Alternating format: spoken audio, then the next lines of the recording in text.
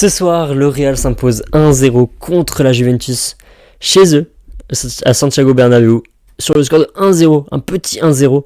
Il se serait passé des choses, mais je dirais que c'est d'abord un air de déjà vu. Pourquoi est-ce que je vous dis ça ? Parce qu'il y a 4 mois environ, en Coupe du Monde des clubs, aux États-Unis, le Real Madrid s'imposait aussi 1-0 face à la Juventus. C'était les mêmes entraîneurs, pas la même composition d'équipe, mais même entraîneur, début de Xabi Alonso. Là, il commence à faire 4 mois sur son banc quand même, ça fait pas mal. Enfin, c'est pas énorme, hein, évidemment, mais en face, c'était aussi Igor Tudor. Et aujourd'hui, il est sur le fil. Aujourd'hui, c'est compliqué pour Tudor. Sera-t-il encore en place dans 2 matchs ? Pas sûr. Pas sûr. Ouais, c'était un gros match en termes de statistiques, en termes d'occasion, parce que le Real a largement dominé ce match. 66% de possession de balle, 2,81 XG, c'est-à-dire que le nombre de buts attendus du Real, c'est environ 3 buts. Ils auraient dû environ marquer 3 buts. Sachant que Kylian Mbappé a 3 énormes occasions, ou 3 tirs bien cadrés, qu'il aurait pu transformer. Mais ça passe pas au but. Donc, ouais, ils auraient dû marquer 3 buts. Et en face, seulement 0,59. 28 tirs, c'est énorme. 28 tirs à 13. Et c'est pas que de la grosse possession du Real, parce que quand même il y a quand même 13 tirs. Alors évidemment il n'y en a que 4 cadrés, mais ça reste correct. Vraiment ça reste correct pour la Juve. Au vu du match qu'ils ont fourni aujourd'hui. 10 tirs cadrés pour le Real Madrid. C'était pas du tout la même chose en première mi-temps. On va revenir sur cette rencontre en entier. Avant ça, n'hésite pas à liker, à t'abonner. Ça m'aide beaucoup, ça me motive et ouais, ça me donne beaucoup de force. Et en plus, dis-moi en commentaire, pour toi, qui est l'homme du match ? Ça aide l'algorithme et comme ça nous permet de débattre. Pour moi, l'homme du match ce soir, ça va être peut-être le Arda Güler ou le Bellingham. Ouais, ils ont mis Bellingham sur FotMob. Ouais, moi je mettrais peut-être un Arda Güler parce qu'il a créé un nombre d'occasions mais incalculable. Le gars il prend une ampleur depuis que Xabi Alonso lui fait confiance. C'est impressionnant. Arda Güler, il crée des occasions et il vient te défendre dans sa propre surface. Il se met dans le sens du jeu pour créer dans les petits espaces. Il te fait des passes millimétrées. Il a une connexion avec Mbappé. Alors ça c'était plutôt sur les derniers matchs. Là aujourd'hui on a moins vu cette connexion, mais ouais, il a vraiment une place très importante dans ce milieu de terrain du Real. Contrairement à un Bellingham qui faisait une très mauvaise première période, enfin pas très mauvaise hein, mais très peu présent. Et ben on a vu un Arda Güler en première mi-temps très très bon, créateur, et ouais, c'est lui qui créait le jeu. Le jeu reposait un peu sur lui en première mi-temps. Si on regarde un peu la première mi-temps, c'était largement le Real Madrid qui s'impose. Largement parce que seulement 0,08 XG du côté de la Juventus. Un seul tir cadré, 3 tirs seulement. Contre en face, déjà 1,07 XG. Ouais, le Real a largement dominé sa première rencontre. 71% de possession de balle.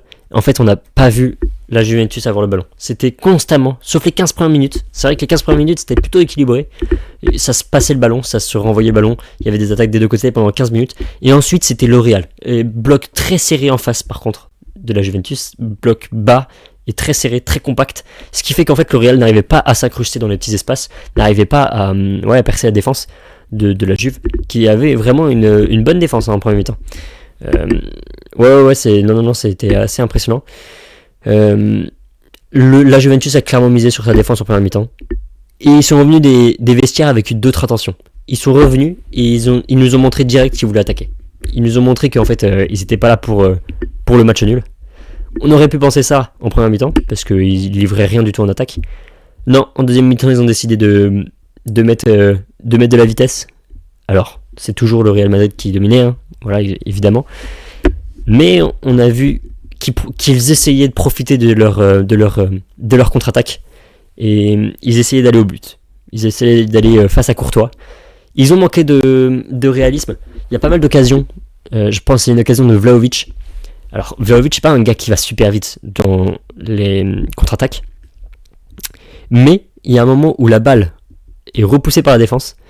Et il se retrouve en 1 contre 1 avec Militao. Il doit remonter tout le terrain. Donc c'est ce qu'il va faire. Il va, grâce à son bras droit, repousser Militao à côté de lui. Militao, pas du tout vite à côté de Vlahovic. Il n'arrive pas à passer devant Vlahovic. Ce qui fait que Vlahovic garde toujours une longueur d'avance. mais il joue très mal le coup à la fin, Vlahovic. Il se désaxe et se met côté gauche, ce qui fait qu'il a l'angle fermé contre Courtois. Et malheureusement, l'angle fermé fait que la probabilité qu'il marque est plus faible. Le cadre du but, Courtois prend plus de place. Donc il tape sur Courtois. Dommage parce que Courtois fait un bel arrêt. Mais Vlahovic, en lobant un petit peu plus son ballon, en piquant un petit peu plus son ballon, aurait marqué le but. Et je pense que c'est ce qu'il aurait dû faire aujourd'hui sur cette contre-attaque. Alors c'est difficile quand t'as fait 70 mètres d'être lucide sur ton tir. On peut pas lui en vouloir là-dessus, mais je pense qu'il va peut-être y repenser parce que c'était une occasion de égaliser, je crois, à ce moment-là déjà. Non, peut-être de mener au score même. Je crois même que c'était mener au score. Alors c'était le tir cadré ici, 50e minute, c'était quelques minutes avant le but de Bellingham. Et c'était juste au retour des vestiaires. Et honnêtement, ils n'ont pas attendu longtemps le Real. Ils ont continué à provoquer. Et c'est venu de Vinicius. Vinicius qui fait beaucoup de dégâts de son côté. Il a passé genre McKennie.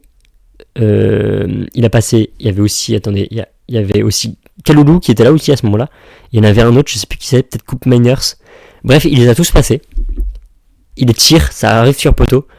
Et là, Bellingham suit très bien l'action. Il est vraiment en il est vraiment sur la ligne du hors-jeu, juste derrière la ligne de hors-jeu des défenseurs, des derniers défenseurs. Ce qui fait que quand il récupère la balle, lui il suit très bien l'action. C'est ça qui est fort, c'est que c'est même pas un numéro 9, mais vous savez, il y a des joueurs, ils regardent le ballon taper sur le poteau et après ils y vont. Lui non, il voit Vinicius tirer, il y va. Il sait qu'il y a un petit pourcent de chance que le ballon soit repoussé par Di Gregorio. Et ça, c'est un réflexe que d'avoir des attaquants, c'est de partir au bon moment et d'arriver sur le ballon avec de la vitesse et devant le défenseur. Le défenseur, lui, il attend que son gardien le repousse. Donc, comme il y a de la vitesse au moment où Vinicius tire, quand ça touche le poteau, ça arrive pile poil sur lui. Là, il a évidemment un peu de chance, mais il arrive à la mettre. Et avec de la vitesse, il arrive quand même à la pousser parfois quand il y a beaucoup de vitesse et que ça arrive sur ton pied, ça va un peu trop haut. Là, il a la lucidité et la finesse de tir de le mettre pile poil dans le but. Ça fait but, ça fait 1-0. Et le Real va se procurer d'autres occasions, mais Di Gregorio et Gatti vont être exceptionnels. Ce soir, on a vu un Di Gregorio. Déjà, le match en Coupe du Monde des clubs, on avait vu un Di Gregorio exceptionnel. Là, c'était il y a 4 mois encore. Mais Gatti l'a beaucoup aidé. Que ce soit sur 3 attaques de Kylian Mbappé, un moment qui tire par ici, là, côté gauche, demi-espace gauche, il tire, c'est repoussé par Di Gregorio. De l'autre côté, pareil. À un moment, c'était pas Mbappé à ce moment-là. Si, c'était Mbappé aussi à ce moment-là. Mbappé qui tire, Di Gregorio qui repousse, c'est repris par Diaz peut-être, je sais plus. Di Gregorio qui fait un deuxième arrêt. Vraiment, il fait un match exceptionnel à ce moment-là. Il y a un autre tir de Mbappé plutôt axé côté droit, mais plutôt dans la surface de réparation, mais ça fait Di Gregorio le rate, mais c'est Gatti qui le repousse sur sa ligne, le défenseur central italien, et ça empêche le but de Kylian Mbappé. Kylian Mbappé qui était resté sur 11 matchs en marquant un but. 11 matchs, je sais pas si on se rend compte de la folie que c'est. Ça faisait 11 matchs, je crois que c'est ce que disait le commentateur, qui marquait des buts. On en avait déjà parlé sur certaines anciennes vidéos du début de saison que fait Mbappé.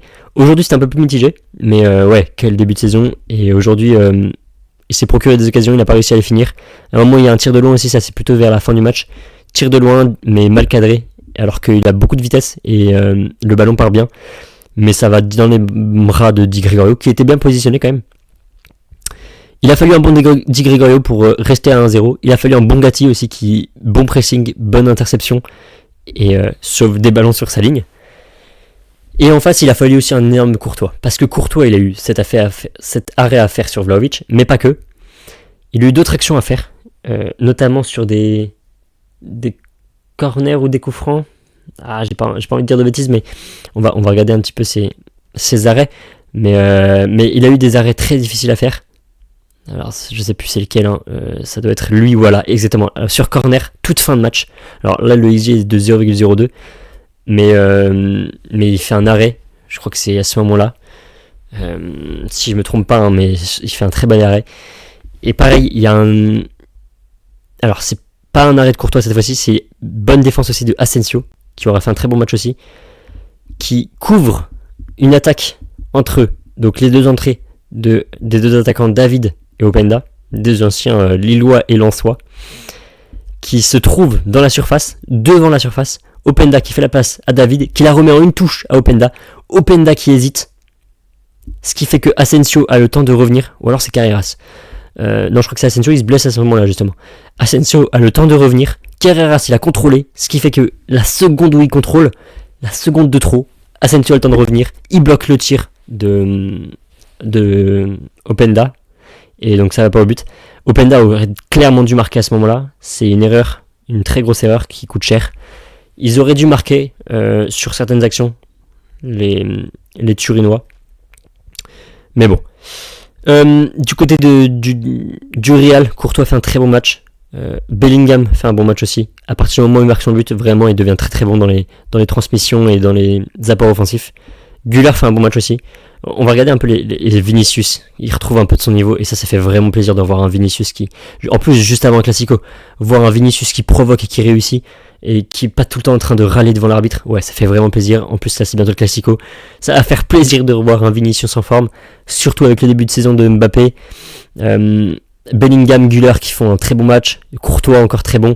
Waouh, on va avoir un Classico ce week-end, là, dimanche, 16h15. Soyez là, parce que là, on va se régaler, je pense. Pour ce qui est du match de Arda Güler, 96 ballons touchés. Il est parti à la 75e minute. Il lui manque 15 minutes. Il a déjà quasiment 100 ballons touchés. C'est énorme. Alors, évidemment, ils avaient la possession. Mais quand même, 10 passes dans le dernier tiers. 10 passes dans le dernier tiers. C'est énorme, encore une fois. 5 centres sur 11 réussis. La moitié de ces centres sont réussis. 6 passes sur 6. 6 longues passes sur 6 ont été réussies. Les longues passes, c'est hyper important. Et également, défensivement, 10 récupérations. Le gars, c'est un monstre. Il a encore montré que Xabi Alonso a raison de lui faire confiance. Bon, c'était peut-être pas le plus gros match de ce soir, 1-0 seulement. On aurait pu s'attendre à un peu plus de buts. Mais je me suis branché sur ce match, je me suis dit, on va revivre le quart de finale de 2018 avec le retourné acrobatique de Cristiano Ronaldo. J'espère que vous vous en rappelez, parce que ce but, c'était une pépite.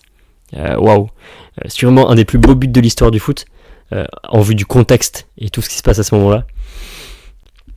La retournée est juste géniale. Et juste avant, un an avant, le 4-1 entre la Juventus et le Real Madrid en finale de Ligue des Champions en 2017. 4-1, la Juventus de Mandzukic, la très belle retournée de Mandzukic. Mais du coup, je me suis dit, ouais, deux grosses écuries européennes, elles savent ce qu'elles font là en Europe. On sait ce qu'elles valent. On va regarder ce match. Bon, je me suis peut-être trompé parce qu'il y a eu des belles affiches aussi à côté. Il y a eu un Bayern contre Bruges 4-0. Il y a eu un Francfort contre Liverpool 1-5. Ça, c'est un match que je pense que je vais peut-être regarder en entier. Chelsea-Ajax 5-1. Et puis il y a quand même le match de Marseille perdu. Je vais aller regarder juste après, je vais le débriefer. N'hésitez pas à aller checker mes autres vidéos. Et n'hésitez pas à liker celle-ci, à commenter, à partager, à vous abonner. Vraiment, n'hésitez pas à me donner la max de force. On se dit à très vite. Portez-vous bien. Ciao.